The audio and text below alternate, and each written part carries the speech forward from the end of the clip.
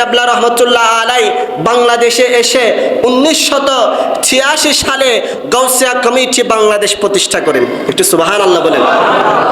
1986 সালের মধ্যে গাউসিয়া কমিটি বাংলাদেশ প্রতিষ্ঠা করে, গাউসিয়া কমিটি বাংলাদেশ যখন প্রতিষ্ঠা করে তখন ভাইয়েরা হুজুরকে বলছেন, হুজুর আঞ্জুমান তো আছে, এখানে আরেকটি সংগঠনের প্রয়োজন কি?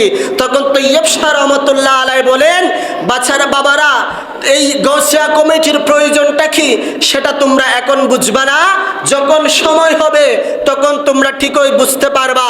আজকে বর্তমানে এসে গাউসিয়া কমিটির প্রয়োজনটা কি আমরা হারে হারে টের পাচ্ছি, ঠিক না? আপনারা দেখেছেন আমার গাউসিয়া কমিটির ভাইয়েরা এই যে ঈদুল আজহার সময়, কুরবানির সময় নিজের কুরবানির পশু পেলে, নিজের কুরবানির পশু নিজের পরিবার পরিজনের কাছে গোছাই দিয়ে, নিজের ভাই ব্রাদারকে দিয়ে তারা হুজুর কেবলার এই দরবারের জন্য, শাহিন শাহে সিরকুটের দরবারের জন্য, জামিয়া আঞ্জুমানের জন্য, আঞ্জুমান সংশ্লিষ্ট যত দ্বীনি প্রতিষ্ঠান আছে এই প্রতিষ্ঠানগুলোর মধ্যে যে ইতিম বাচ্চাগুলো লেখাপড়া করছে ওদের মুখে দুমুঠো ভাত তুলে দেওয়ার জন্য, ওরা বিনা খরচে লেখাপড়া চালিয়ে যাওয়ার সাহায্যার্থে আমার গাউসিয়া কমিটির ভাইয়েরা ঈদুল আজহার দিন চামড়া কালেকশনের মধ্যে নেমে গেছে। বড় করে বলুন সুবহানাল্লাহ।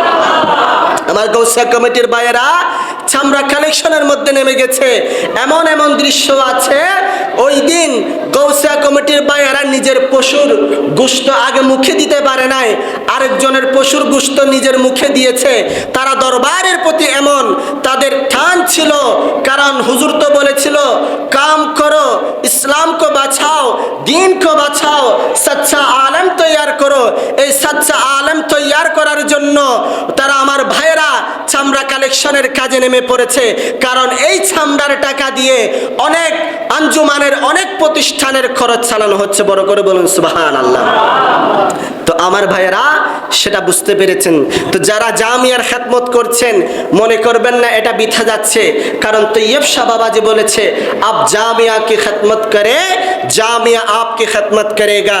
আপনি যদি জামিয়ার খেদমত করেন ওই জামিয়া আপনার খেদমত করবে। সুবহানাল্লাহ।